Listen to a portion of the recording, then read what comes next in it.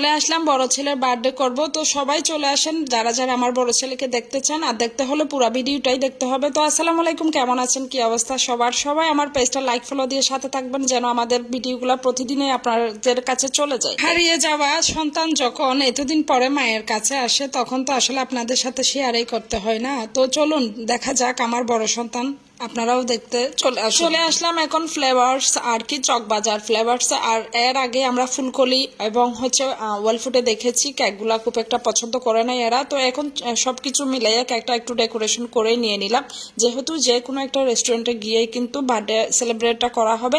যদিও বহদ্দারহাট কাশবনে আমরা গিয়েছি, কিন্তু কাশবনে ওখানে ভালো লাগে নাই। এখন চলে আসছি চকবাজার কুটুমবাড়িতে। এখন এখানের কেকটা খুলে নিচ্ছি।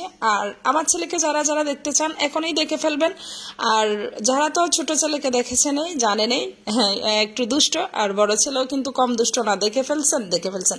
তো যাই হোক, মায়ের অপর নাম হচ্ছে খালা, আর খালা মানেই মা, তফাৎ নাই, মা আর খালা সেম। তো আমার বোন মারা যায় হচ্ছে 2020 সালে আর কি। আমার বড় বোন সবাই জানেন কম বেশি, আমি আমার ব্লগে বলেছি বা আমার অনেক লাইভে বলা আছে। তো সেই থেকে আমাদের সন্তানের মতোই, বলবো না সন্তানই আমার বোনের ছেলেরা, যদিও এরা ছোটবেলা থেকে আমার হাতেই বড় হয়েছে। এদের একদম ছোটবেলা থেকে যেটা হচ্ছে স্কুলে যাওয়া বা স্কুলে দেওয়ার আগে যে একটু হাতে করি পড়াশোনা, সেটাও কিন্তু আমি করেছি। এদেরকে ছোটবেলা থেকে গোসল থেকে শুরু করে একদম হাগু পর্যন্ত, মানে ওদের পটি পর্যন্ত পরিষ্কার করা সব কিন্তু আমি করেছি। এরা ভাই বোন দুজনকে, যদিও বোন নাই, ভাইকেই দেখাচ্ছি বোন শ্বশুর বাড়িতে। তো এখন ওই জন্য হচ্ছে আমার বড় ছেলে, বললাম অনেকে অনেক কথা বলতে পারেন, তবে খালার অপর নাম মা, মায়ের অপর নাম খালা। এক মা খালা মানি মার সান্নিধ্যটা পাওয়া যায় খালার কাছে। তো ওই জন্য ভাবলাম যে আমার বড় সন্তানকে একটু বার্থডে সেলিব্রেট করি, এবং করেও ফেললাম। আর তার নাম তো দেখেছেন, হিমেল। তো এখন হচ্ছে আমরা এদের জন্য কি কি খাবে জিজ্ঞেস করছি, এবং তারা হচ্ছে চিকেন বোস্ট নিয়েছে আর আমি নিয়েছি একটা চিকেন মশলা। এগুলো এখন খেতে খেতে এবং আমরা সেলিব্রেট করে ফেলতেছি। যদিও খুব বড় সড়ো কিচ্ছু না, শুধুমাত্র একটা কেক নিয়েছি এবং কেকটাই কেটে ফেলতেছি। রেস্টুরেন্টে হচ্ছে ফ্যান চলতেছে, মোমগুলো আমরা এদিকে জ্বালাচ্ছি আর এদিকে নিভে যাচ্ছে। কোনো রকমে হচ্ছে আসলে মোমগুলা সেই যে একটু বার্থডে উইশ করে ফু দিয়ে বন্ধ করব, কোনো রকমে হচ্ছে না।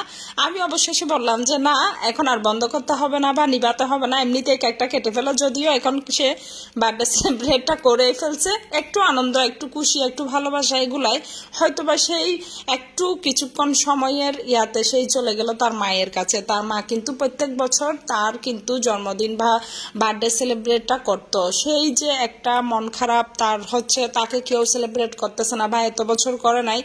তো সেটা ভেবে আমি আর আমার ছেলে রাইহান দুজনেই প্ল্যান করলাম যে একে একটা এভাবে যদি একটা সারপ্রাইজ দেওয়া হয় কেমন হয়।